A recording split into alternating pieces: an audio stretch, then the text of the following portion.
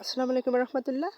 প্রিয় শিক্ষার্থীবৃন্দ, আশা করি সবাই অনেক ভালো আছো। তো আজকে আমরা আলোচনা করব এইচএসসি যারা দিচ্ছে তাদের জন্য একটা গুরুত্বপূর্ণ আপডেট নিয়ে। তো এখানে এইচএসসি বিষয়ে সর্বশেষ আপডেট যা বলেছে দেখো, 11 আগস্ট থেকে এইচএসসি পরীক্ষা শুরু হওয়ার সম্ভাবনা কম, এটা তারা আমাদের জানিয়েছে।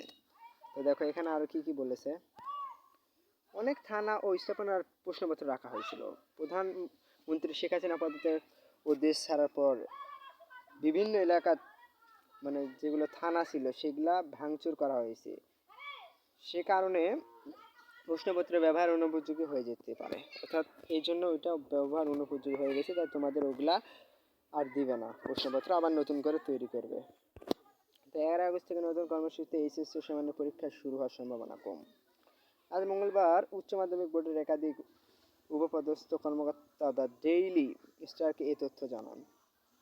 অনেক থানা ও স্থাপনার প্রশ্নপত্র রাখা হয়েছিল।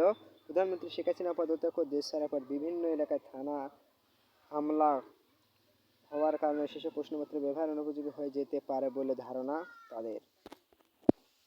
তো দেখো এখানে কি বলেছে আরো, সেক্ষেত্রে নতুন করে প্রশ্ন তৈরি করতে হবে, এ কারণে কিছুটা সময় লাগতে পারে বলে জানিয়েছেন বোর্ডের কর্মকর্তারা। ঢাকা মাধ্যমিক উচ্চ মাধ্যমিক শিক্ষা বোর্ডের চেয়ারম্যান তপন কুমার সরকার ডেইলি স্টারকে বলেন, আমরা আগামীকালের মধ্যে সব জায়গায় খোঁজ নিয়ে প্রশ্নপত্রগুলোর অবস্থান জানার চেষ্টা করব। এর পরিপ্রেক্ষিতে পরবর্তী সিদ্ধান্ত নেওয়া হবে।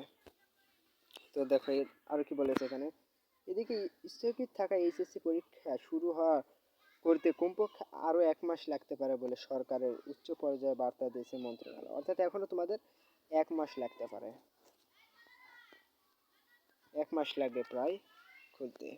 তো দেখো, তো সর্বশেষ যেটা আপডেট, মন্ত্রণালয় বলেছেন দেশের বেশিরভাগ থানা আক্রমণের শিকার হওয়ার থানার থাকা প্রশ্নপত্র পুড়ে গেছে বা নষ্ট হয়ে গেছে। এ কারণে নতুন প্রস্তুতি নিয়ে পরীক্ষা শুরু করতে অন্তত 1 মাস লাগবে বলে মনে করেন শিক্ষা মন্ত্রণালয়।